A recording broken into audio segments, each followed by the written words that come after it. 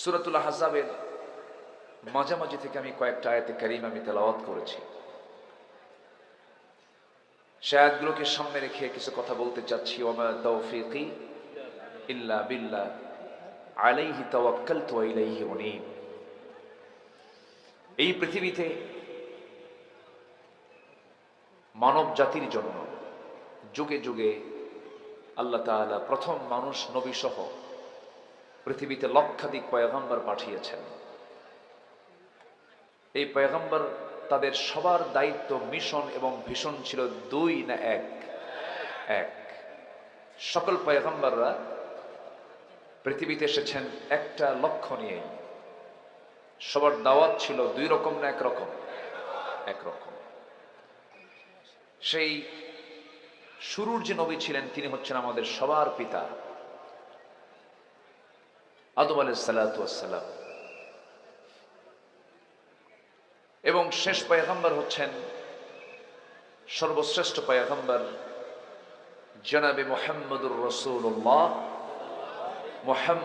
রাসূলুল্লাহ সাল্লাল্লাহু আলাইহি ওয়াসাল্লাম। আমার নবীর পরে আর কোন নবী কি আসবেন? আসতে বলে আসবেন? আমার নবীর পরে নবী দাবি করেছে এমন ভণ্ড নবুয়তের দাবিদারও আমার দেশে আছে না নাই? আচ্ছা। একটা প্রাসাদের সব কাজ শেষ, শুধু একটা ইট লাগানো বাদ আছে। ইট লাগানোর মধ্য দিয়ে যেমন একটা প্রাসাদের কাজ শেষ হয়ে যায়, রাসূল বুঝাতে নিয়ে বললেন, আমি হলাম সেই প্রাসাদের সর্বশেষ লাগানো ইট, আমার পরে আর কোনো নবী আসবে না। কিন্তু আমার দেশেও কিন্তু এই ভণ্ড নবুয়তের দাবিদার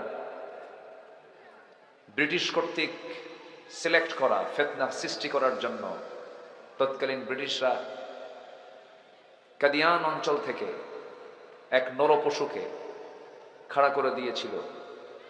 নবুয়তের দাবি তুলে সে অনেক কিছু করেছে। তার কিছু ভণ্ড মুরিদও কিন্তু আমার দেশেও আছে। আসতে বলবেন না? আছে না নাই? আছে।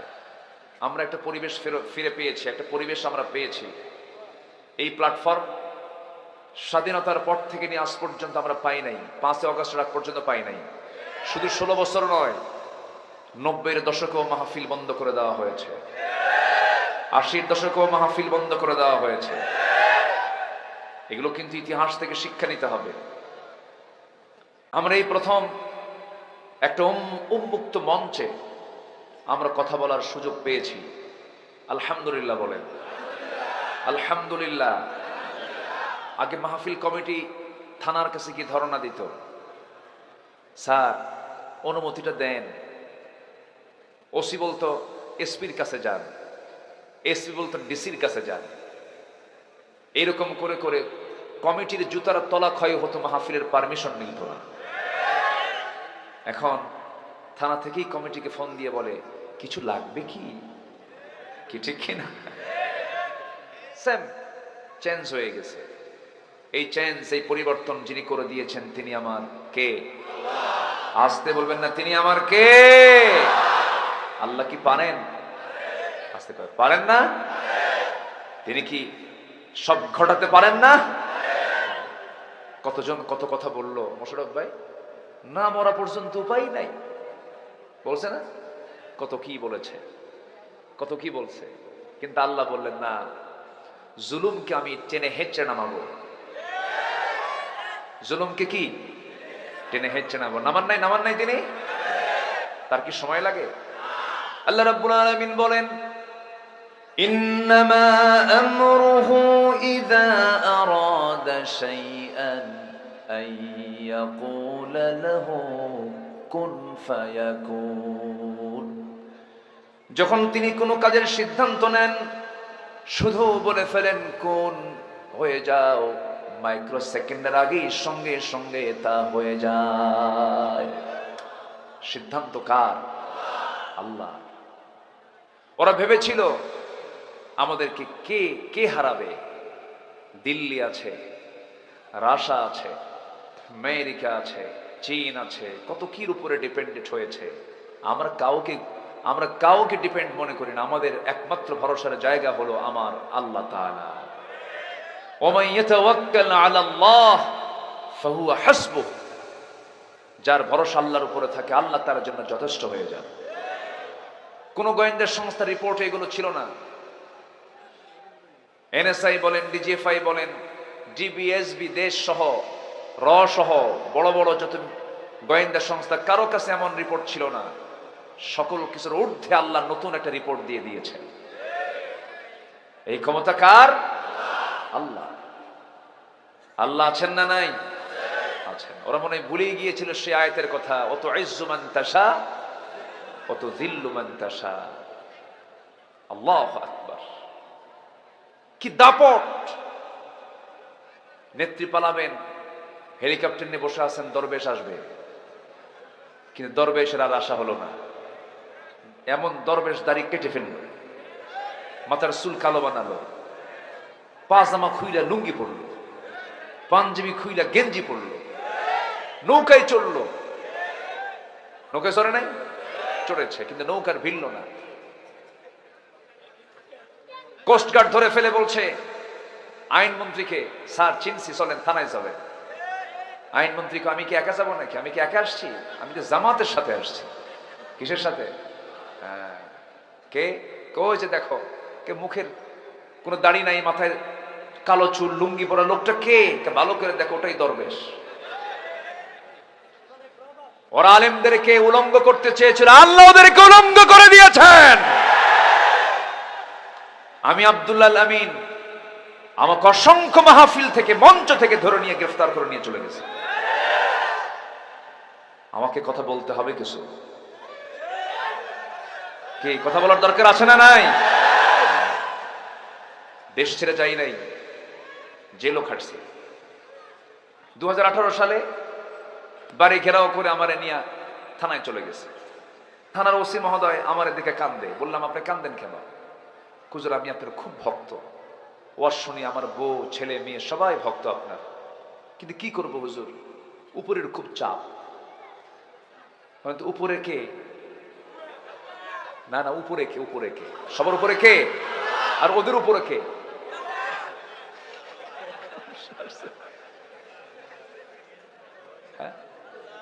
সাব্বিহ ইসমা রাব্বিকাল আ'লা। সবার উপরে তিনি কে? উনি বললেন যে উপরওয়ালা, উপর থেকে চাপ। আমি বললাম, আমারও তো উপর থেকে চাপ আছে। আপনার উপরওয়ালা দুনিয়া, আর আমার উপরওয়ালা হলো আমার আল্লাহ তাআলা।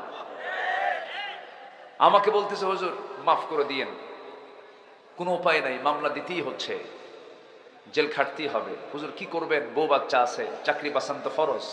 আমি বললাম, ইমান বাঁচান তো নফল। মামলা খান দিয়া পাঠায় দিল জেলখানায়। ঢুকলাম, খুব ব্যস্ত থাকি বাইরে। জেলখানার ভিতরে কিন্তু খুব একটা কষ্ট ছিল না, ভালো হয়েছে কি নিরিবিলি না। তখন বাইরে যে ঝামেলাগুলো থাকে, ওখানকার নামাজ, ওখানকার ইবাদত গুলো খুব মনোনিবেশ দেওয়া হয়, খুব ভালো হয়। শোনেন, ইমানদারের জন্য ভিতরেও যা, বাইরেও তাই, ঠিক কিনা? আর দুনিয়া সিজনুল মুমিন ওয়া জান্নাতুল লিল কাফির। দুনিয়াটা হলো মুমিনদের জন্য কারাগার, ওটা একটু ছোট কারাগার, আর দুনিয়াটা বড় কারাগার। সবই কারাগার। আপনি কি আপনার ইচ্ছা মতো চলতে পারবেন? চলতে হবে কার আইন দিয়া, কার বিধান দিয়া। অতএব আমরা কি কেউ ওইরকম নিজের ইচ্ছা মতো, স্বাধীন মতো চলতে পারবো? ইমানদারের জন্য এটা চলবে না। তো ভিতরে ঢুকলাম, ঢোকা মাত্রই এক মুরব্বী চাচার বয়স 85 বছর আমাকে দেখে লম্বা একখান সালাম দিয়ে বলে, হুজুর আপনি জেলখানায় ঢুকলেন, খুব খুশি হলাম। বললাম, খুশি হলেন কেন? বলতেছে, হুজুর আপনার ওয়াজ শুনতে যাই, বহু দূর থেকে দেখি, ওয়াজ শুনি, মোসাফা করতে পারি না, মোয়ানাকা করতে পারি না, একটু কথা বলতে পারি না, কত সুন্দর করে আপনি আমার এত কাছে চলে আসছেন, থাকেন জেলখানায় থাকেন। তো ভিতরে থাকলাম।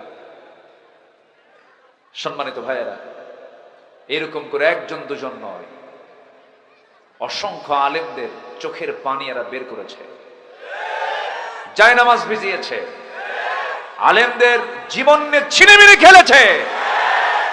আল্লাহ ধরেছেন এমন ভাবে ওরা টেরই পায় নাই, যেমন করে ফেরাউনকে ধরছিলেন। ফেরাউন মৃত্যুর পূর্বেও জানতো না যে আমার এই দরিয়া আমাকে সুপান খেতে হবে। হ্যাঁ, বলবো, আপনারা কি যাবেন কেউ আমাকে থুইয়া? মোনাজাত না করে যাবেন কার? হাত তোলেন দেখি।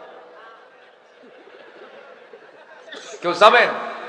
সবাই থাকবো, জোরে বলি ইনশাআল্লাহ। এই প্রসঙ্গ থাকুক, এটা থাকুক, আমি আসি তো। একটা লোকও যাবে না ইনশাআল্লাহ।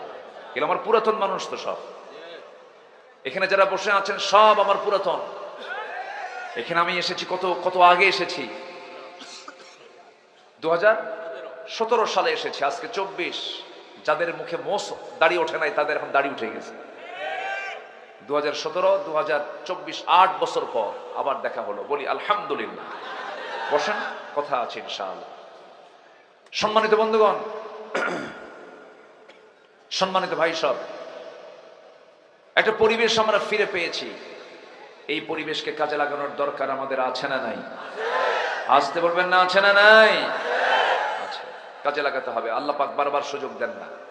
সুযোগ পেয়েছি, আমরা সুন্দর করে কাজে লাগাবো। আমরা সবকিছু চালাবো আমরা কোরআন দিয়ে, জোরে বলি ইনশাআল্লাহ। আমাদের সবচেয়ে বড় আল্লাহর পক্ষ থেকে পাওয়া নিয়ামত হচ্ছে কোরআন। কোরআন আছে বলেই তো আমরা আল্লাহকে চিনতে পেরেছি, রসুলকে চিনতে পেরেছি, সিরাতুল মুস্তাকিম খুঁজে পেয়েছি, জান্নাতের দরজা কোনটা আমরা বুঝতে পেরেছি। কোরআন যদি না আসতো আমরা কিছুই খুঁজে পেতাম না, চিনতাম না, আমার রবকে বুঝতাম না। বলি আলহামদুলিল্লাহ। এই কালাম কে নাজিল করেছেন? বলেন কে? এর কোনো ব্যর্থতা আছে? এর কোনো অসম্পূর্ণতা আছে? এর কোনো অপ্রাসঙ্গিকতা আছে? এর কোনো অতিরিক্ততা আছে? না, এটা এমন কিতাব বান্দার জন্য যা দরকার তাই দিয়েছেন। জোরে বলি সুবহানাল্লাহ। শুধু নামাজের জন্য এত বড় কিতাব আল্লাহ পাক নাজিল করেননি, সব সমাধানের জন্য কোরআন নাজিল করেছেন। সব চলবে এটা দিয়ে। কয়েকদিন আগে আমি একটা আয়াত পড়তেছিলাম, তেলাওয়াত করতেছি। তেলাওয়াত করতে করতে একটা আয়াত আমার চোখে ধরা পড়ে গেল, মানে আমার চোখে ডিপলি আমি দেখে ফেললাম। এর আগেও পড়েছি কিন্তু ওইভাবে মাথায় নিতে পারিনি। তো দেখে ফেলি, ভাবলাম যে এই আয়াতটা আল্লাহ তাআলা এত আগে দিলেন, কত আগে দিয়েছেন। দেখেন, আমরা আকাশে মেঘ দেখেছি, আজকেও তো মেঘ ছিল না। সূর্য উঠছে এইদিকে? সূর্য ওঠে নাই, তো আকাশে মেঘ। এই মেঘটা কে তোলেন? এই এই ওইদিকে কেন? এইদিকে এইদিকে এইদিকে, যা হবে হবে। আমার দিকে তাকান, আমার দিকে তাকান। এই যে একটা লোক উঠবেন না এখান থেকে, বসেন। একটা বসে থাকা লোক কেউ উঠবেন না, সব ঠিক হয়ে যাবে। কিছু কুকুর তো থাকতেই পারে, ঠিক কিনা? থাকতেই পারে, যারা চিল্লায় ইন্নান কারাল আসওয়াত লা সাওতিল হামির, তাই না? ঠিক হয়ে যাবে। হয়তো বুঝের ভুল, বেশি লোকের সমাগম হলে তো কম বেশি কিছু টুকটাক হতেই পারে। বসেন, সব ঠিক হয়ে যাবে। জোরে বলি ইনশাআল্লাহ। জিকির করি লা ইলাহা ইল্লাল্লাহ, আরো জোরে লা ইলাহা,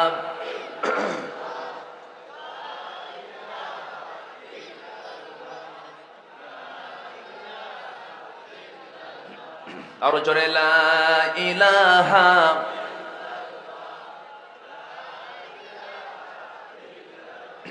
আরো জোরে লা ইলাহা, সুবহানাল্লাহ আলহামদুলিল্লাহ, আরো জোরে লা ইলাহা,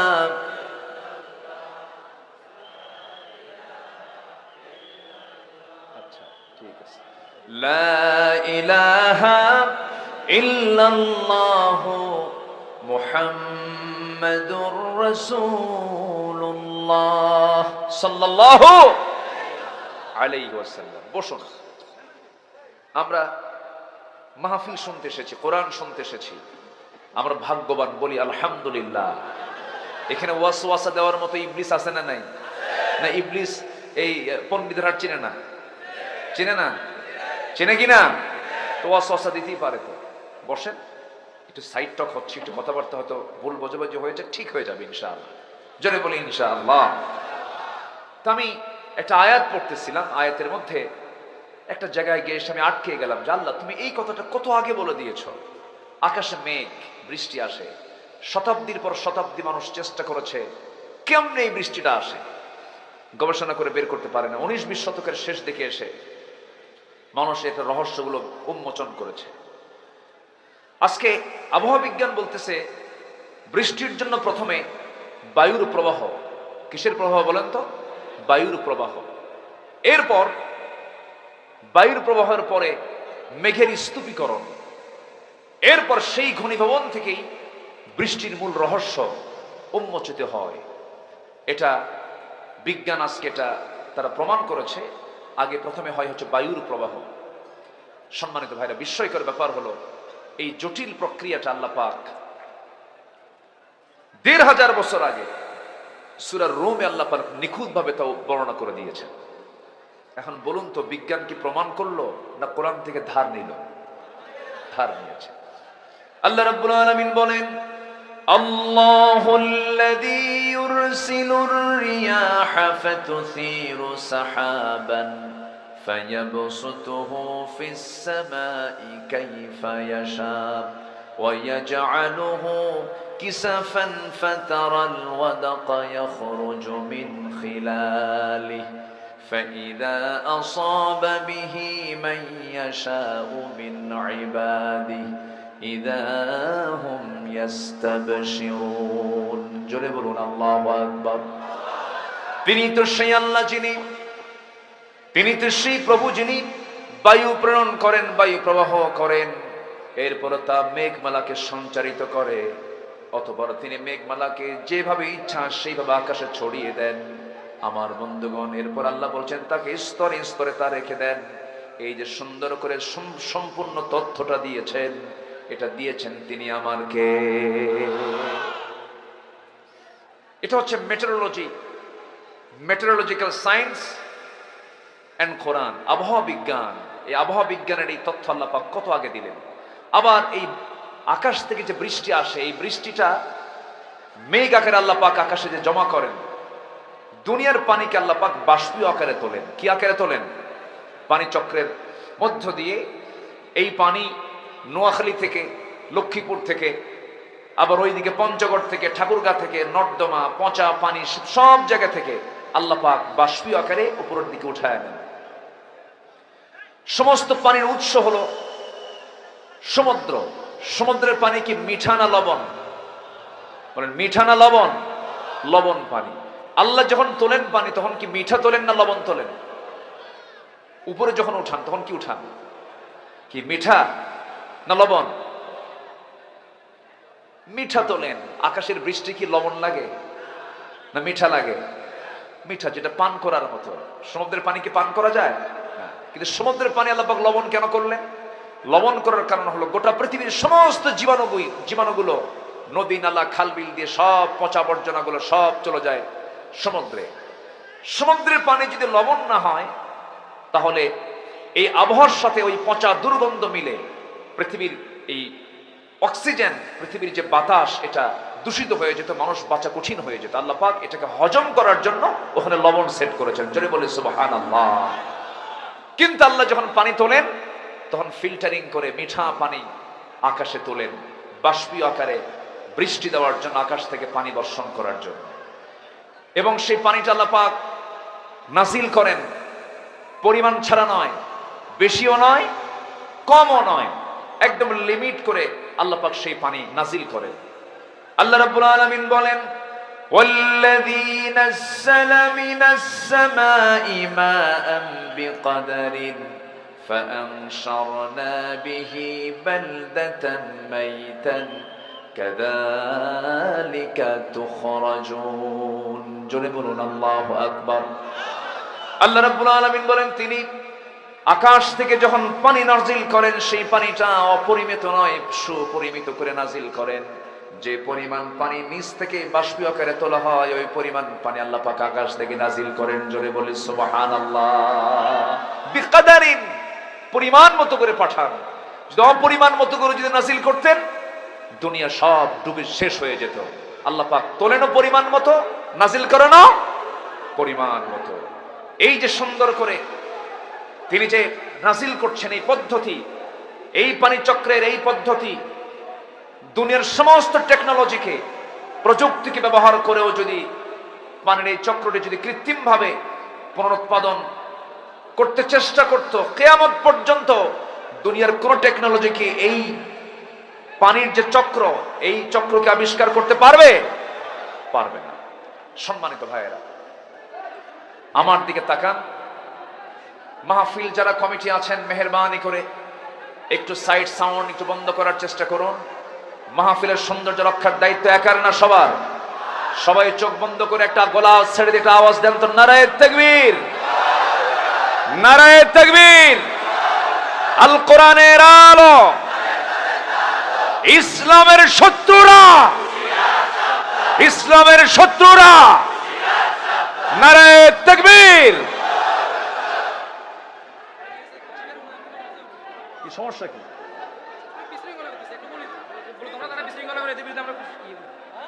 মেহেরবানি করে বসুন। এই একটা লোক উঠবেন না এখান থেকে। আমি উঠলে আপনি উঠবেন, আমি উঠলে আপনি উঠবেন। বসুন। মাহফিলের বিশেষ করে আমি সবার কাছে করজোড়ে মিনতি জানাই, এই মাহফিলের শৃঙ্খলা রক্ষার দায়িত্ব একার না সবার। প্লিজ পিছনে যারা আওয়াজ করছেন আওয়াজ বন্ধ করুন, আওয়াজ বন্ধ করুন। একটু মেহেরবানি করে আওয়াজ বন্ধ করুন। জিকির করি লা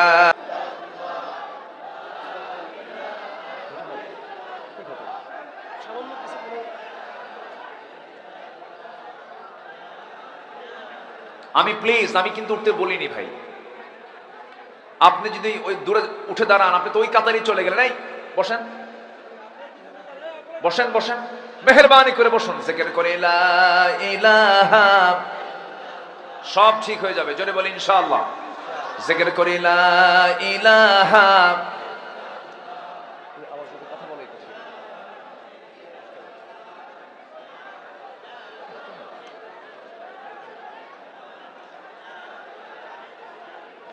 আরো জোরে লা ইলাহা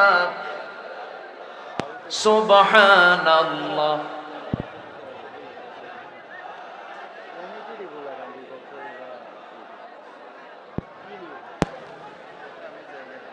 জোরে সরে লা ইলাহা সুবহানাল্লাহ ওয়ালহামদুলিল্লাহ। আরো জোরে লা ইলাহা সুবহানাল্লাহ ওয়ালহামদুলিল্লাহ। আরো জোরে লা ইলাহা, লা ইলাহা,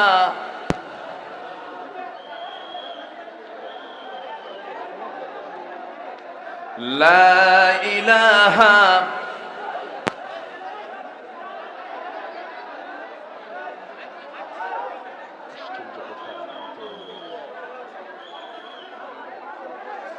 জোরে সরে লা ইলাহা। কি পরিমাণ মহব্বত করে আমাকে চিন্তা করেন।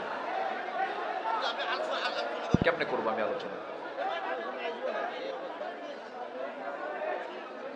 জোরে সরে লা ইলাহা। মঞ্চের পিছনে আওয়াজ কেন? মঞ্চের পিছনে কেন আওয়াজ হচ্ছে? একটু বন্ধ করুন। জিকির করি লা ইলাহা,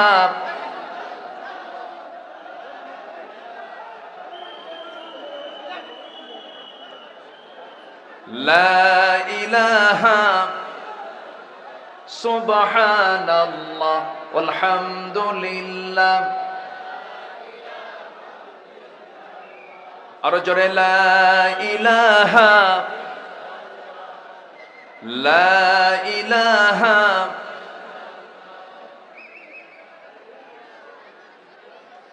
লা ইলাহা,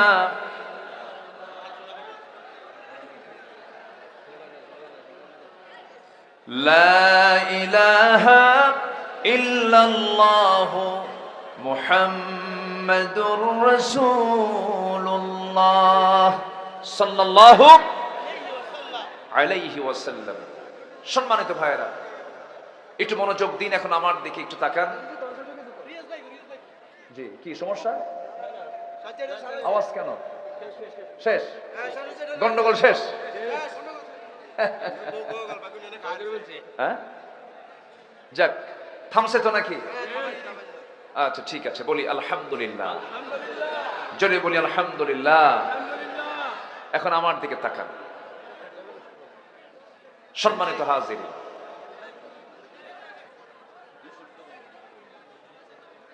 সম্মানিত হাজিরিন, এখন আমার দিকে তাকান।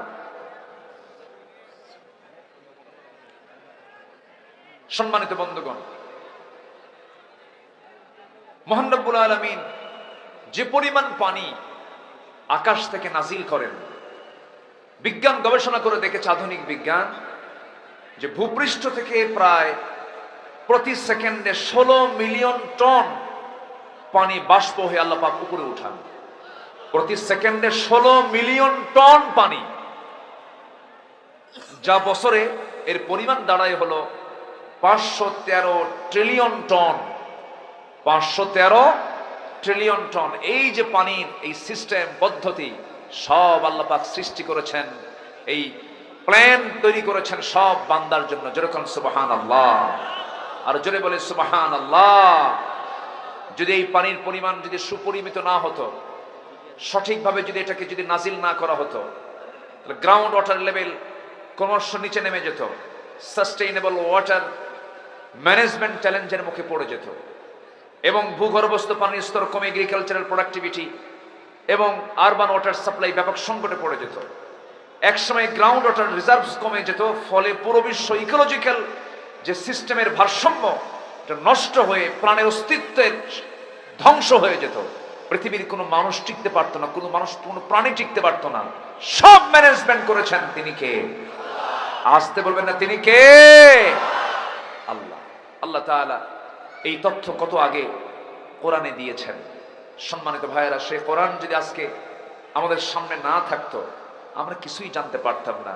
কোরআন আছে বলি সবচেয়ে আমার প্রিয়জন চিনতে পেরেছি আমরা কাকে। আসতে বলবেন না, কাকে? আল্লাহকে। সে আল্লাহ তাআলা আমাকে আপনাকে একটা লক্ষ্যে বানিয়ে পৃথিবীতে পাঠিয়েছেন। সে লক্ষ্য হলো কারো গোলামি করা যাবে না, গোলামি করতে হবে একজন প্রভুর। তিনি আমার কে? আসতে বলবেন না, তিনি আমার কে? তিনি কি ক্ষণস্থায়ী না চিরস্থায়ী? ক্ষণস্থায়ী না চিরস্থায়ী? তিনি কি কখনো মারা যাবেন? তিনি কখনো মৃত্যুবরণ করবেন? তিনি কে? আল্লাহ। আল্লাহ রাব্বুল আলামিন তার পরিচয়টা একটা আয়াতের ভিতরে 9টা বাক্যের মধ্য দিয়ে তার পরিচয় দিয়েছেন। যারা পারেন ঠোঁট মিলিয়ে বলুন আল্লাহু লা ইলাহা ইল্লাহু আল হাইয়ুল কাইয়্যুম লা তা'খুযুহু সিনাতুন ওয়ালা নাওম লাহু মা ফিস সামাওয়াতি ওয়া মা ফিল আরদি মান যাল্লাযী ইয়াশফা'ু 'ইনদাহু ইল্লা বিইذনিহি ইয়া'লামু মা বাইনা আইদিহিম ওয়া মা খালফাহুম ولا يحيطون بشيء من علمه إلا بما شاء وسع كرسيه السماوات والأرض ولا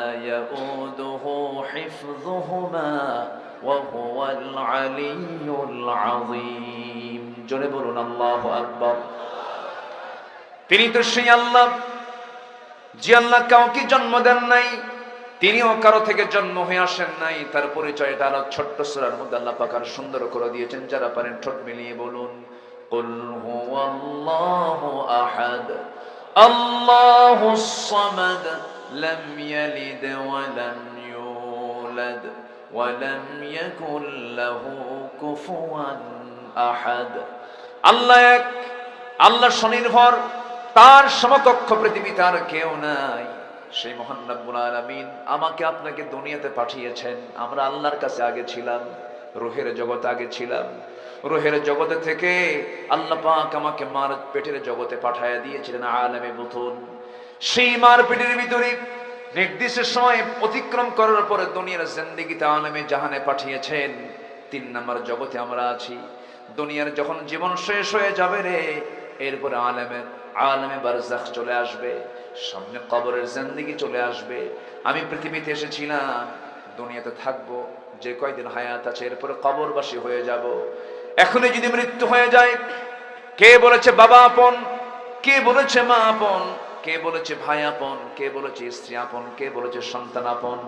এক্ষুনি মরে যাব, সব আমার পর হয়ে যাবে। টান মেরে সব একসঙ্গে আমাকে ধরে নিয়ে 24 ঘন্টা বাজাবে না, তার আগে আমাকে কবরের দিকে নিয়ে চলে যাবে। কবরের শোয়া দিবি, বাঁশ চাপা দিবি, মাটি চাপা দেবে। ওই যে বিদায় নিয়ে আসবে, ওই জামার কাছ থেকে সবার দুনিয়ার সম্পর্ক মাইনাস হয়ে গেল। পৃথিবীর কোনো মানুষের সঙ্গে কোনো কানেকশন থাকবে না। দিন শেষে দেখা যায় আমার একমাত্র কেবলমাত্র বন্ধু একজন, তিনি আমার কে? আসতে বলবেন না, তিনি আমার কে? আল্লাহ তাআলা। সে আল্লাহর কাছেই যেহেতু ফিরে যেতে হবে, আমাকে কিছু আমল নামা ডান হাতে নিয়ে আমাকে যেতে হবে। আমরা কি আল্লাহর সামনে গিয়ে লজ্জা পেতে চাই না সম্মান নিতে চাই? লজ্জা নিতে চাই না সম্মান পেতে চাই? আল্লাহর কাছে গিয়ে যদি সম্মান পেতে চাই, আমাকে আপনাকে ডান দিকের কাজগুলো করতে হবে, ডান পন্থের অন্তর্ভুক্ত হতে হবে। আমাকে আমল নামাগুলো মজবুত করে নিয়ে যেতে হবে। আল্লাহ রাব্বুল আলামিন সেই আমলগুলোকে সুন্দর করার জন্য, ঈমানকে মজবুত করার জন্য একটা গ্রন্থ দিয়েছেন। আর এই গ্রন্থের একটা প্র্যাকটিক্যাল বাস্তব রূপ যাকে দিয়েছেন, মডেল বানিয়েছেন, তিনি হচ্ছেন মুহাম্মদ সাল্লাল্লাহু আলাইহি ওয়াসাল্লাম। তাকে দিয়েছেন এবং বলছেন আল্লাহ রাব্বুল আলামিন সেই নবীর শানে বলছেন, লাকাদ কানা লাকুম ফি রাসূলিল্লাহি উসওয়াতুন হাসানাহ লিমান কানা ইয়ারজুল্লাহা ওয়াল ইয়াওমাল আখির ওয়া যাকারাল্লাহা কাসীরা। জোরে বলুন আল্লাহু আকবার। তোমাদের জন্য উত্তম আদর্শের বাস্তব নমুনা কেউ নন, একজন ব্যক্তি, তিনি হচ্ছেন মুহাম্মদ সাল্লাল্লাহু। সেই নবীর শানে আল্লাহ রাব্বুল আলামিন কিছু কথা বলেছেন, সেই রাসূলকে লক্ষ্য করে বলেছেন, সেখান থেকে আমি তেলাওয়াত করেছি। আল্লাহ রাব্বুল আলামিন আমার আপনার জীবনটাকে সাজানোর জন্য, আমার আপনার জীবনটাকে সুন্দর করে সুশৃঙ্খল জীবন যাপন গ্রহণ করার জন্য একজন নবীকে মডেল বানায় দিয়েছেন। সেই নবীটা কেমন, সেই নবীর গুণ কেমন, তার গুণাবলী কেমন, তার চরিত্র কেমন, তার সম্মান কেমন, সেই দিকে লক্ষ্য করে আল্লাহ রাব্বুল আলামিন তার রাসূলকে ডাক দিচ্ছেন, ইয়া আইয়ুহান নাবিয়্যু ইন্না আরসালনাকা শাহিদান ওয়া মুবাশশিরান ওয়া নাযীরান ওয়া দাঈয়ান ইলা আল্লাহি বিইذনিহি ওয়া সিরাজাম মুনীরা। জোরে বলুন আল্লাহু আকবার। আমার আল্লাহ তাআলা সব নবীকে নাম ধরে ডাক দিয়েছেন, সব পয়গম্বরকে হরফে নিদা প্রয়োগ করে ডাক দিয়েছেন, বলেছেন, ইয়া আদম উসকুন আনতা ওয়া যাওজুকাল জান্নাহ ওয়া মা তিলকা বিয়ামিনিকা ইয়া মূসা ইয়া ইয়াহইয়া খুযিল কিতাবা বিকুওয়া ইয়া ইব্রাহিম ইয়া ঈসা ইয়া যাকারিয়া। সব নবীকে আল্লাহ রাব্বুল আলামিন নাম ধরে ডাক দিয়েছেন, কিন্তু কোরআনের বা থেকে শুরু করে নিয়ে, বিসমিল্লাহর বা থেকে শুরু করে নিয়ে সূরা নাসরের সিন পর্যন্ত, মিনাল জিন্নাতি ওয়ান নাস পর্যন্ত গোটা কোরআন সার্চ দিয়ে দেখবেন একটা জায়গা আল্লাহ পাক আমার নবীকে ইয়া মুহাম্মদ বলে ডাকেন নাই। সম্মান দিয়েছেন কে? আসতে বলবেন না, সম্মান দিয়েছেন কে? এই 16 বছর শুধু আলেমদের উপরে অত্যাচার নির্যাতন হয়নি, ইসলামকে নিয়ে বাজে কথা বলেছে, রাসূলের চরিত্র নিয়ে তারা কালেমা লেপন করেছে নবীর চরিত্রের উপরে। যে বা যারা ব্লগাররা এই সমস্ত গালিগালাজ দিয়েছে 16 বছর, এখন আমাদের তালিকা করার সময় হয়েছে। অবিলম্বে ইসলাম নিয়ে কটূক্তিকারী, নবী নিয়ে কটূক্তিকারী যে কুলাঙ্গার গুলো আছে, ওদের তালিকা করে চূড়ান্ত শাস্তি নিশ্চিত করা হোক। রাজি আছেন কারা কারা? হাত উঁচু করে দেখা।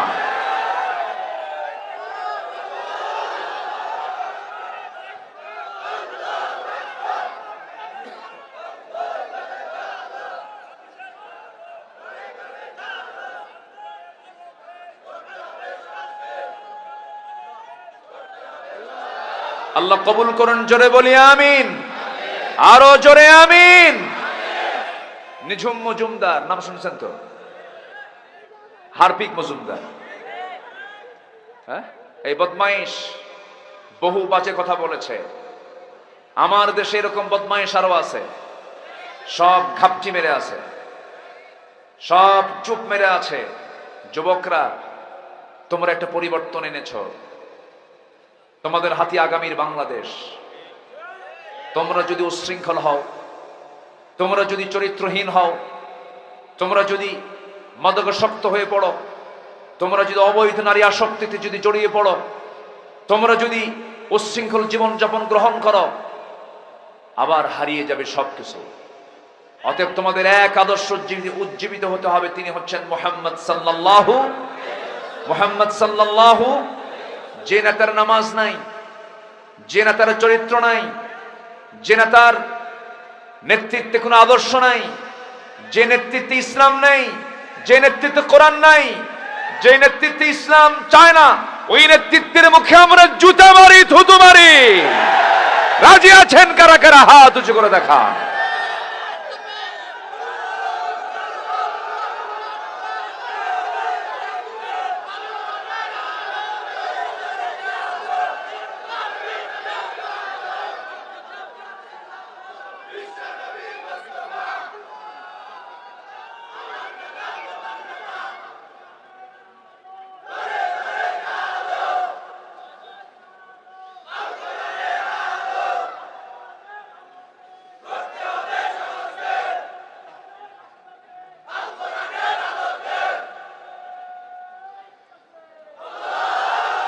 আল্লাহ কবুল করুন, জোরে বলি আমিন।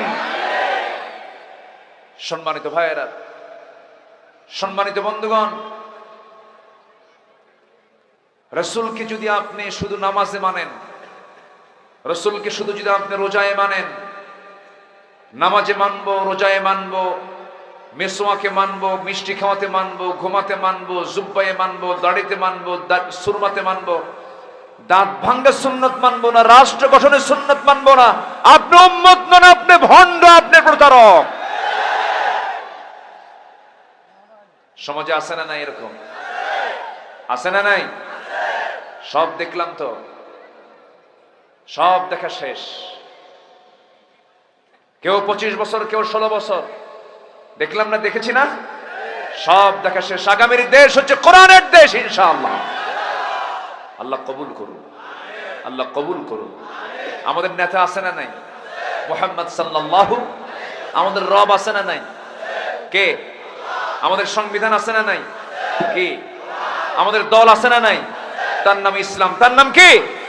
অতএব এই সমস্ত কথার ভিতরে এই মূল বিষয় ফাংশনে যদি কেউ নাক গলাতে চায়, একদম গলা চিপে ধরবো আমরা।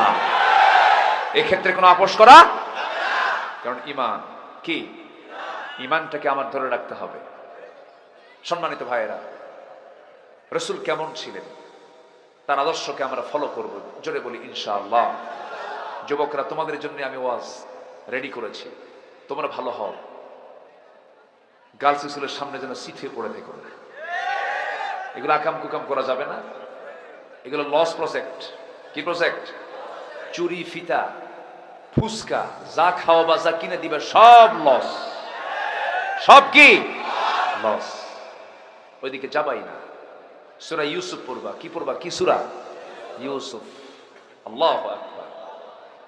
সুন্দরী নারী তাকে ঘরের মধ্যে তুলে আটকায় রেখেছে, সৌন্দর্যের পসরা তার সামনে ডিসপ্লে করছে, আর নিবেদিত গোলাম ইউসুফ আলাইহিস সালাতু ওয়াস সালাম চোখের পানি ফেলে ফেলে কেঁদে কেঁদে আল্লাহর কাছে দোয়া করছেন, আল্লাহ এই বিপদ থেকে তুমি আল্লাহ আমাকে বাঁচাও। সুবহানাল্লাহ বলা যাবে না? জোরে বলি সুবহানাল্লাহ। কি আদর্শ আল্লাহ পাক রাসূলদেরকে দিয়েছেন, এক একটা নবীর এক একটা আদর্শ। জোরে বলি আল্লাহু আকবার। ইউসুফ আলাইহিস সালামের আদর্শ ছিল, তিনি নারীর ফিতনায় নিজেকে জড়ান নাই, জেল খেটেছেন, জান নাই। আল্লাহু আকবার। আমার বন্ধুগণ, যুবকরা, নবীর জীবন থেকে আমরা আদর্শ লালন করব, আদর্শগুলোকে গ্রহণ করে নেব। মুমিনদের জন্য নবীর জীবন থেকে করণীয় 15টা আদর্শ আজকে আমরা শিখে যাব। কয়টা আদর্শ বলেন? একটাও কিন্তু বলিনি, মোটামুটি 15টা আদর্শ আজকে একটা একটা করে শিখবো। জোরে বলি ইনশাআল্লাহ, আরো জোরে বলি ইনশাআল্লাহ। তাহলে এতক্ষণ ধরে আমরা শুনেছি সব নবীকে আল্লাহ পাক নাম ধরে ডাক দিয়েছেন, কিন্তু আমার নবীকে আল্লাহ পাক একটাবার নাম ধরে ডাকলেন না, তাকে নাম দিয়েছেন যে লকবগুলো, সেই লকবগুলো ব্যবহার করে ডাক দিয়েছেন। ডাক দিচ্ছেন কি? ইয়া আইয়ুহাল মুযাম্মিলু কুমিল লাইলা ইল্লা কালিলা। জোরে বলি আল্লাহু আকবার। আমার নবীর নাম মুজাম্মিল। কি নাম? আমার বাম পাশে বসে আছেন ওনার নাম কি? হ্যাঁ, ইয়া আইয়ুহান নাবিয়্যু ইয়া আইয়ুহাল মুজাম্মিল কুমিল লাইলা ইল্লা কালিলা, হে বস্ত্রাচ্ছাদনকারী ব্যক্তি। এরপর আরেক জায়গায় বলছেন ইয়া আইয়ুহাল মুদ্দাথির কুম ফানযির রাব্বাকা ফাকাব্বির। আরেক জায়গায় ডাক দিচ্ছেন ইয়া আইয়ুহার রাসূল বাল্লিগ মা উনজিলা ইলাইক।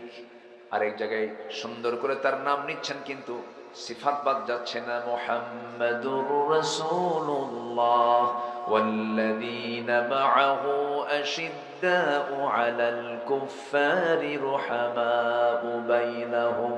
জোরে বলুন আল্লাহু আকবার। আরেক জায়গায় বলছেন ওয়ামা মুহাম্মাদুন ইল্লা রাসূল قد خلت من قبله الرسل। জোরে বলুন আল্লাহু আকবার। যেখান থেকে তেলাওয়াত করেছে সেই জায়গায় আল্লাহ পাক বলছেন ইয়া আইয়ুহান নাবিয়্যু ইন্না আরসালনাকা শাহিদাও ওয়া মুবাশশিরাও ওয়া নাযীরাও ওয়া দাঈয়ান ইলাল্লাহি বিইذনিহি ওয়া সিরাজাম মুনীরা। জোরে বলুন আল্লাহু আকবার। হে নবী, আমি আপনাকে শাহিদ করেছি, মুবাশশির করেছি, নযীর খেতাব দিলাম। আপনি একজন দাঈ, আপনি সিরাজাম মুনীর। আল্লাহ রাব্বুল আলামিন তাকে কত সুন্দর লকব দিয়েছেন, এত সম্মান, এত মর্যাদা আমার নবীকে দিয়েছেন। তিনি আমার কে? সেই নবীর জীবন থেকে 15টা আদর্শের মধ্যে 1 নম্বর আদর্শ হলো রাসূল ছিলেন একজন শ্রেষ্ঠ দাঈ ছিলেন। আমরা দাওয়াত দেব, জোরে বলি ইনশাআল্লাহ। এই উম্মতে মুহাম্মাদে, আমার দেশের কিছু উম্মতে মুহাম্মাদি কিন্তু বিড়ির দাওয়াতও দেয়। কিসের দাওয়াত দেয়? বিড়ি খায়। বন্ধুর আরেকটা লাগা, তুই লাগা, এটাও দাওয়াত। কিন্তু এটা দাওয়াত না। বিড়ি টান মানে কি? এই ঠান্ডার মধ্যে বিড়ি কমে না বাড়ে? কমে না বাড়ে? ঠান্ডা তো একটু গরম করে। কি করে? গরম করে। এত বিড়ি এই জাতি খায়, ওরে বাপরে বাপ, ইটের ভাটা ফেল এত খাওয়া খায়। রাত 3টার দিকে ঘুম থেকে উঠো টান মারা। আছে না নাই? অর্থমন্ত্রী প্রত্যেক বছরের বাজেটে বিড়ির দাম বাড়ায়। যারা বিড়ি খায় তারা খায় তুই আরো বাড়া, প্রয়োজনে বাড়ি বিছা খাবো। আছে না নাই? এগুলো খাওয়া যাবে না। সব নেশা বাদ দিতে হবে। কারণ এই মুখে নেব কার নাম? কার নাম নেব? জিহ্বাকে কন্ট্রোল করতে হবে। এই জিহ্বায় সবকিছু নেওয়া যাবে না, সব কথা বলা যাবে না, সব খাবার খাওয়া যাবে না। অকুলু লিন্নাসি হুসনা কুলু মিন তাইয়্যিবাত মা রাযাকনাকুম। পবিত্র কিছু খাও আর সুন্দর কিছু কথা বলো। কার কথা? আল্লাহর কথা। এইজন্য আমরা কোনো নেশার দিকে যাব না। আপনি বিড়ি খাবেন, এটা একটা পাপ। এই পাপের চিহ্ন আল্লাহ পাক আপনার চেহারায় তুলে দিবেন। যে বিড়ি খায় তার ঠোঁট কি হয়? বলেন কি হয়? কালো হয়। ও ঠোঁট বলে দেয় ওটা পাক্কা কি খোর। আরো জোরে, বিড়ি খোর। হ্যাঁ, খাওয়া যাবে না। পান খান, সমস্যা নেই, পানের মধ্যে কোনো সমস্যা নেই। পান রস স্টমাকের জন্য ভালো, হজমে কাজ করে। কিন্তু পানের সাথে আবার হাকিমপুরি রহমতুল্লাহ আলাইহি কেন? এখানে কথা আছে না নাই? আছে না নাই? এগুলো খাওয়া যাবে না। আমার নবীজির দাঁতটা ছিল কত পরিচ্ছন্ন। আমার রাসূল যখন হাসি দিতেন তখন মুক্তোর দানার মতো দাঁতগুলো ঝিলিক মারত। জোরে বলি সুবহানাল্লাহ। চাঁদের চেয়ে সুন্দর তুমি নবী আমার সাল্লে আলা। চাঁদের চেয়ে সুন্দর তুমি নবী আমার সাল্লে ওয়ালা। আল্লাহু আকবার। তার আমরা উম্মত, আমরা আমাদের চেহারা কি নষ্ট করব? বিড়ি খায় কালো বানাবো? আল্লাহ কবুল করুন। জোরে বলি আমিন।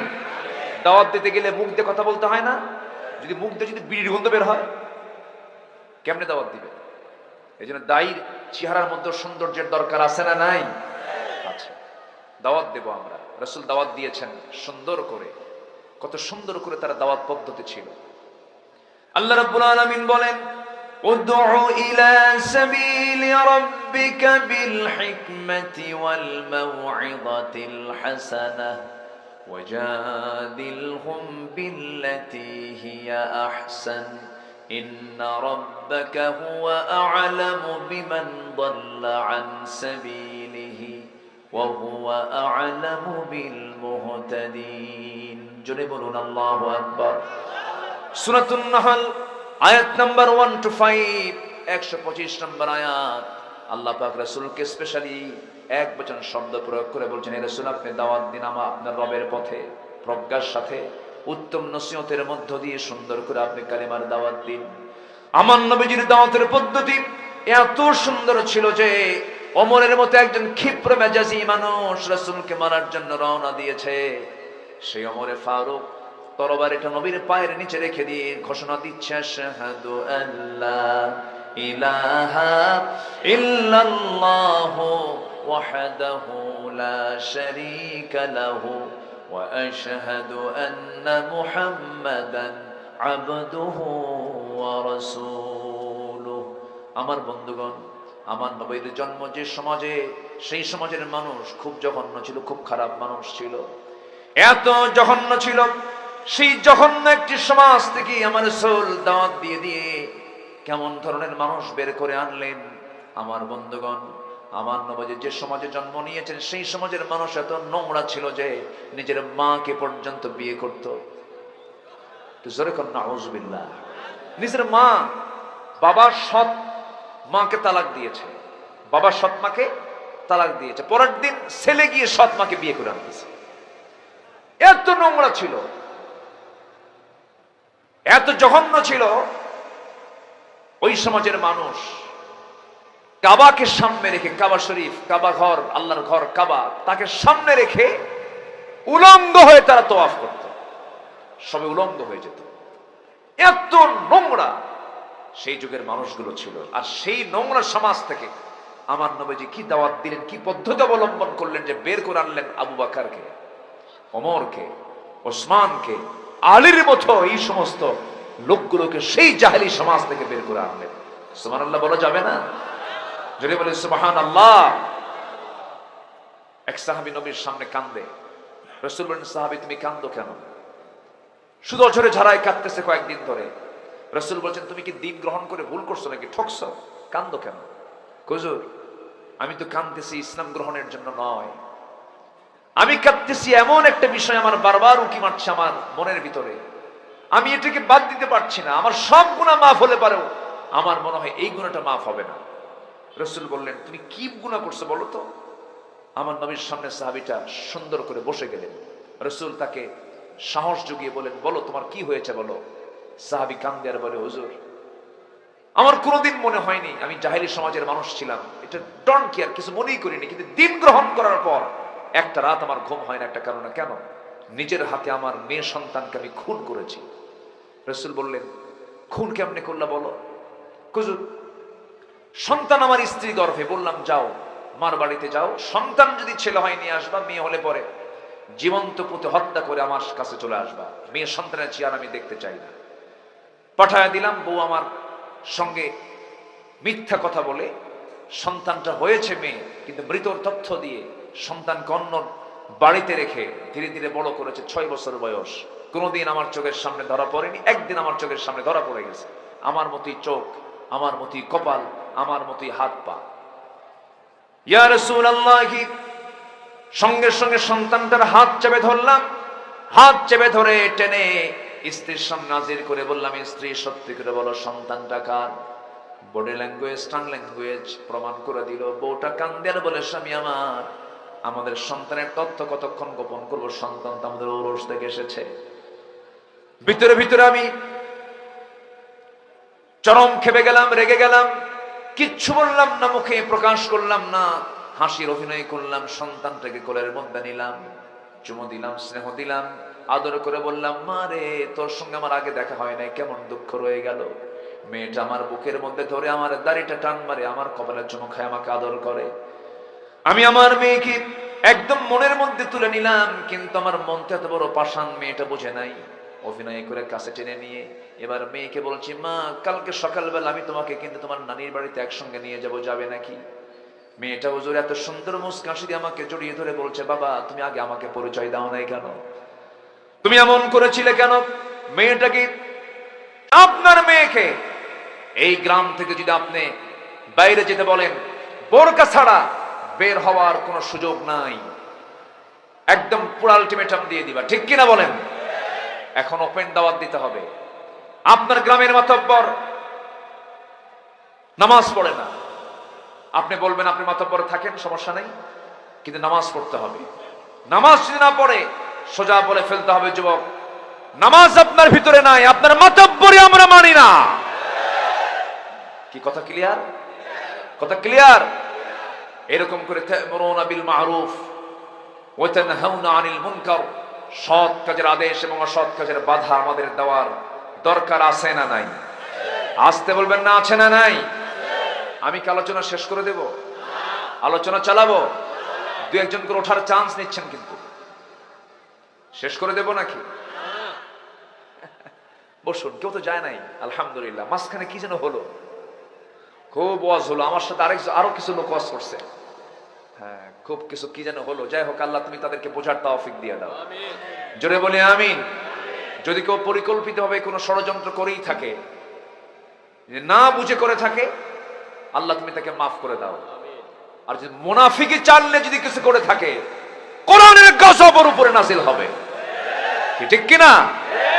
কোরআনের সঙ্গে যারা বেয়াদবি করে, ওর চেয়ে বড় বেদব আছে? আমার দিকে তাকান। নাম্বার 1 বলেছি, দাওয়াত দেব আমরা নবীর মতো, জোরে বলি ইনশাআল্লাহ, জোরে বলি ইনশাআল্লাহ। দাওয়াত দিতে গেলে রাগ দরকার না ধৈর্য দরকার? বলেন কি দরকার? ধৈর্য দরকার। রাসূল মার খান নাই? কেমন মার খেয়েছেন? আরে কত মার খেয়েছেন, কে না জানেন, প্রচুর মার খেয়েছেন, কিন্তু নবীজির ধৈর্য ছিল কম না বেশি? রাসূল হাসি মুখে বরণ করে নিয়ে বলেছেন, ওরা বোঝে নাই, আমি ওদেরকে মাফ করে দিলাম। জোরে বলে সুবহানাল্লাহ। অনেক লম্বা লম্বা কথা আছে। আমাকে কমিটি অনেক আগেই বলেছিলেন যে হুজুর একটু মাঠের কালেকশনটা নিলে একটু ভালো হয়। এখানে একটা কবরস্থান করা হয়েছে, 6% মাটি, সেখানে সবার জন্য উন্মুক্ত কবর, যেন সেখানে কবর দেওয়া যায়, এরকম একটা ব্যবস্থা তারা করেছেন। এই মাহফিল কমিটির কি নাম? যুব উন্নয়ন ক্লাব। তারা এই সিদ্ধান্ত নিয়েছেন, কিনেছেন তারা। শুধু 50,000 টাকা বাদ আছে, তাহলেই তারা এটা ফিল আপ করে এই জমিওয়ালাকে আজকে তারা চেক দিয়ে দিবেন। এই চেক তারা হাতে নিয়ে আছেন। তো 50,000 টাকার একটা ঘাটতি মাহফিল কমিটি ফিল করছে ওই কবরস্থানকে কেন্দ্র করে। এবং আমি আমার সাথে আমরা একসঙ্গে রাতের ডিনারটা সেরেছি, রাতের খাবারটা আমরা খেয়েছি। আমাদের জহির ভাই আছেন, জহির ভাই তিনি আমাদের ডান পাশে বসে আছেন। তিনি গত বছরও তিনি কিছু দান করেছেন। আমার মনে হয় জহির ভাই এই যে গ্যাপটা আছে উনি পূরণটা করে দিবেন। কি মনে করেন আপনারা? পারবেন না ইনশাআল্লাহ? উনি রাজি হয়ে গেছেন। জোরে বলি আলহামদুলিল্লাহ, জোরে বলি আলহামদুলিল্লাহ। আল্লাহ কবুল করুন, জোরে বলি আমিন। তো এখন একটু চাদর দেব আমি। চাদরে আমরা যে যা পারি কম বেশি আমরা একটু দেওয়ার চেষ্টা করব। শীতের রাত তো, আমি আগে বলিনি কেন যে উঠেই তো বলা যায় না। আমি এই পয়েন্টগুলো শেষ করতে চাচ্ছিলাম, কিন্তু বারবার আমার কাছে চিরকুট আসতেছে। সমস্যা নাই, একটু চাদর যাবে, ব্যাগ যাবে। যদি আপনার কাছে যদি যায়, আমরা কি দেব না? একটু আল্লাহর পথে আমরা দেব না ইনশাআল্লাহ? কই চাদর কোথায়, ব্যাগ কোথায়? একটু দ্রুত গতিতে যে যা পারি। একটা লোক উঠবেন না, যদি না দেন সমস্যা নাই, কিন্তু আপনি উঠবেন না। আমরা আলোচনার একটা ফিনিশিং দিয়ে আমরা শেষ করবো। জিকির করে সুবহানাল্লাহ।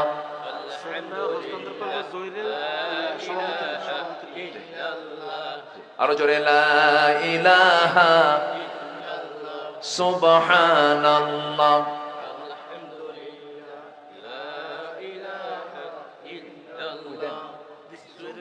জহির ভাইকে দিয়েছেন? আচ্ছা আচ্ছা, ঠিক আছে, সভাপতি সাহেবকে দিয়ে দিবেন ইনশাআল্লাহ।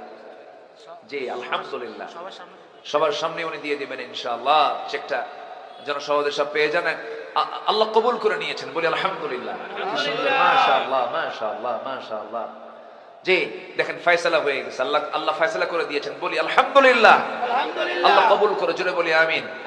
মাঝখান দিয়ে আপনার দান যেন মিস না হয়। আবার সবাই দিয়ে দিবেন, কিন্তু যার হাত আছে তিনি দিবেন, যার হাত নাই দেওয়ার দরকার নেই। যার হাত আছে দিতে হবে। জিকির করে সুবহানাল্লাহ।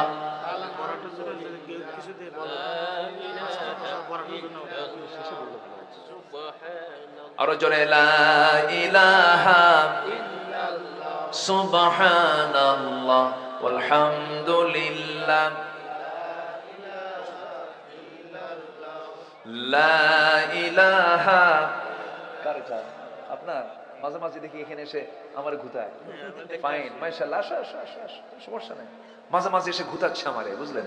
আমি ওয়াজ করি, কেমন ওয়াজ করতেছি, ঘুতায়। মাশাআল্লাহ, খুব সাহসী ছেলে, আলহামদুলিল্লাহ। বাচ্চাদেরকে কখনো ধমক দিবেন না, মসজিদে গেলে ওদেরকে প্রথম কাতারে দিয়ে দিবেন, যা কর কর, নামাজের সামনেই কর। আল্লাহু আকবার বলেন। বাচ্চাদের জন্য মসজিদ জায়েজ না না জায়েজ? দরকার আছে না নাই? ওরা হাসবে, কাঁদবে, নাচবে, খেলবে, ঘুতাবে, যা করে করুক, ওদের বাধা দেওয়ার কোন অধিকার কারো নাই। জি আলহামদুলিল্লাহ। দেখেন না, আমার ঘন্টা খানেক হলে ঘুতাচ্ছে, শুধু এই আশেপাশে দেখি নড়াচড়া করে আসে। আমি কিচ্ছু বলতেছি না, ভালো। এরাই তো বরকত, এরা বরকত না? আমরা আপনারা তো খালি ক্যাসাল করি। দেখেন কিছু নাকি ক্যাসাল টাসাল হলো কত কি, এদের তো ওগুলো কিছুই বোঝে না ওরা। আল্লাহ ওদের মাধ্যমে আমাদেরকে মাফ করে দেন, জোরে বলি আল্লাহুম্মা আমিন। ব্যাগগুলো গেল কোথায়? যে তাড়াতাড়ি যে যা পারি আমরা সবাই দেবো। মা বোন আসছে নাকি মাহফিলে? মা বোন, মা বোনদের ভিতর থেকে যে যা পারি আমরা সবাই দিল থেকে দেবো, জোরে বলি ইনশাআল্লাহ। আল্লাহ তুমি সবাইকে দিল থেকে দেওয়ার তৌফিক দাও, জোরে বলি আমিন। জি, যিনি দেন নাই তার জন্য দোয়া, যিনি দিয়েছেন তার জন্য দোয়া, সবার জন্যই দোয়া। আল্লাহ তুমি সবাইকে দান, একটা সুযোগ দান, একটা চান্স, যে যা পারি আমরা দেবো, জোরে বলি ইনশাআল্লাহ। জি সম্মানিত ভাইয়েরা, নবীর জীবন থেকে মুমিনের জন্য অনুকরণীয় 15টা আদর্শে 1 নম্বর বললাম দাওয়াত। নাম্বার 2 হচ্ছে দাওয়াত দিতে গেলে আমার নবীর কিছু গুণ ছিল।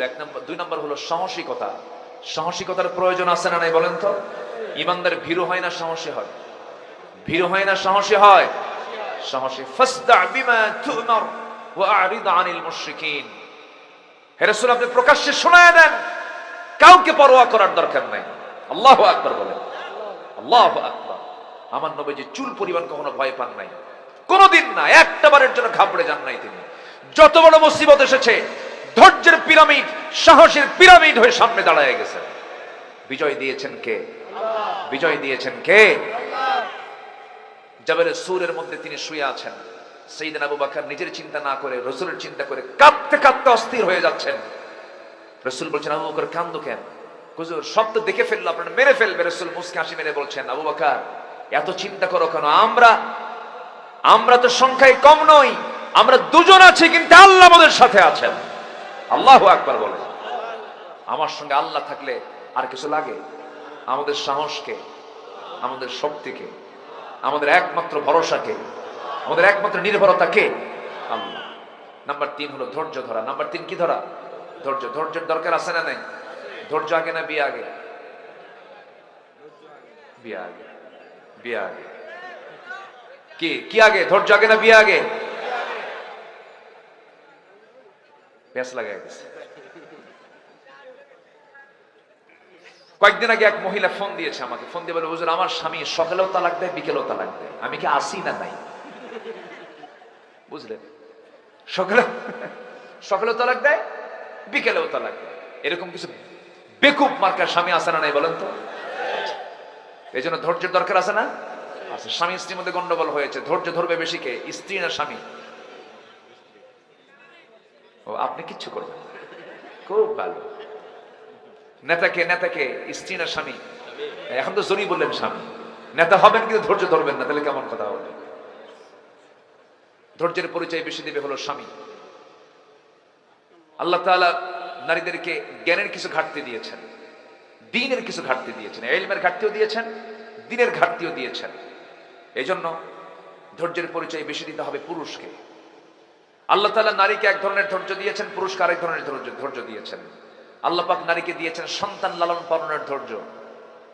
সন্তানের বয়স 6 মাস, আপনি তার বাবা, কিন্তু আপনার বউ বলল, তোমাকে এখন দিয়ে গেলাম, তুমি 12 ঘন্টা এই বাচ্চা দেখবা। 12 ঘন্টার মধ্যে কয়টা আছাড় খাবে কোন? বলেন, আপনি বলেন। আমরা এটা পারবো না, কিন্তু আমাদেরকে আবার অন্য জায়গায় ধৈর্য ধরতে হবে। সেই ধৈর্য শক্তি আল্লাহ পাক আমাদের সকল জায়গায় দান করুন, জোরে বলি আল্লাহুম্মা আমিন। ধৈর্য ছাড়া কোনো কিছু অর্জন করা যাবে না। ব্যবসা ধৈর্য, নামাজ ধৈর্য, বসে আছেন কি লাগে? ধৈর্য লাগে।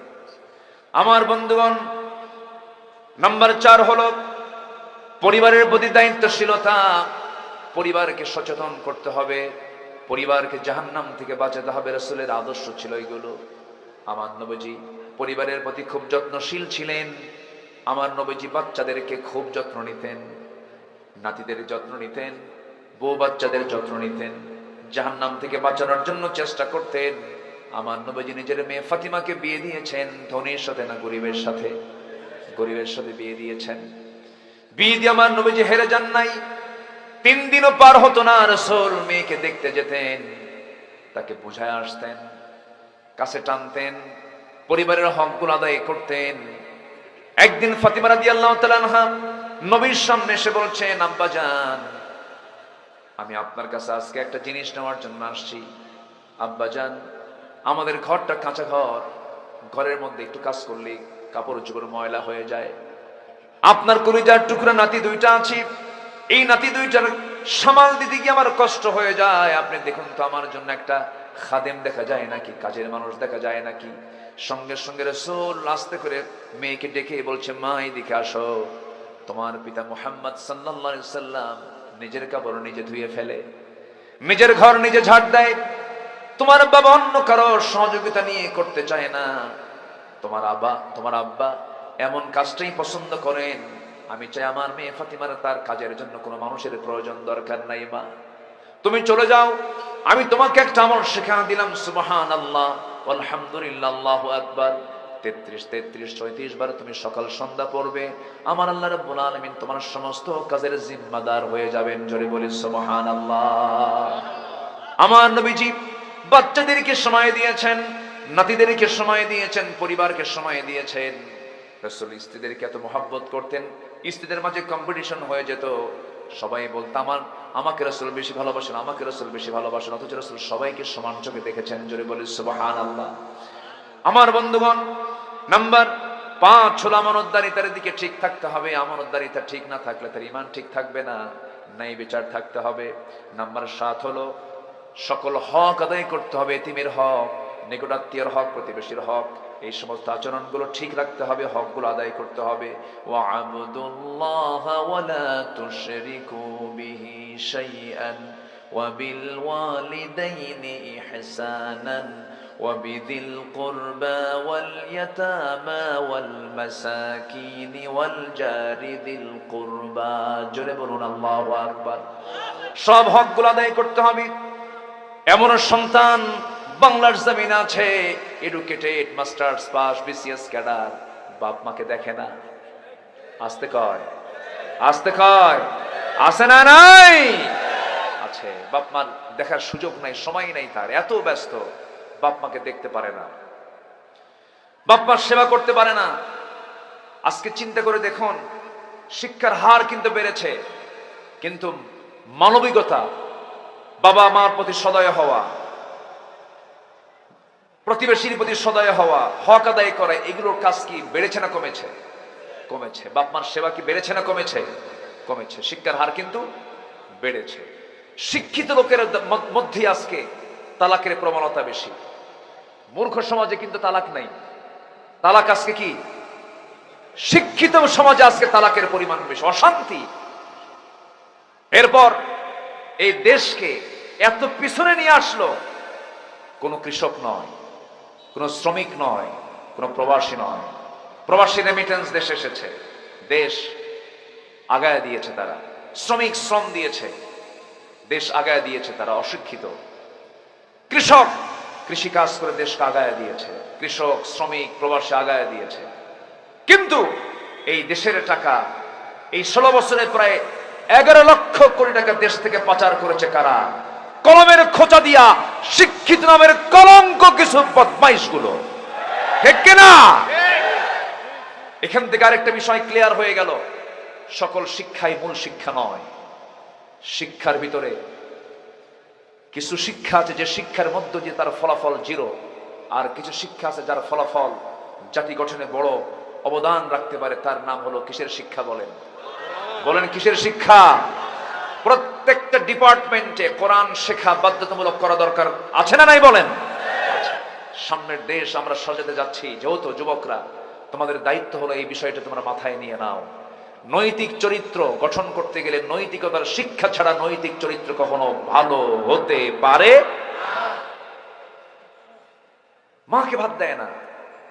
নাটোরে এক মাহফিল, আমার গত বছর নাটোরে এক বৃদ্ধা মা চিঠি লিখেছেন আমাকে, তার ভাঙ্গা ভাঙ্গা হাতে, হাত কাঁপা কাঁপা হাত, লিখেছে, হুজুর আমার বয়স 72 বছর, আমার 3টা ছেলে একটা মেয়ে, সবাই শিক্ষিত, সবাই ডিগ্রি পাস, এডুকেটেড তারা।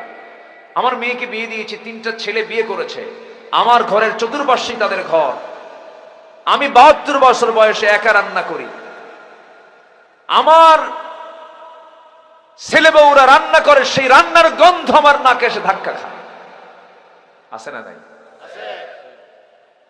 মাকে ভাগ করে নাই 3 ভাই, আমার কাছে 3 দিন, তোর কাছে 3 দিন, ওর কাছে 3 দিন, ফকিরের মতো মা ঘুরে বেড়ায়। আসতে কোন কোন আছে না নাই? বলেন তো আছে না নাই? এগুলো কেন করো?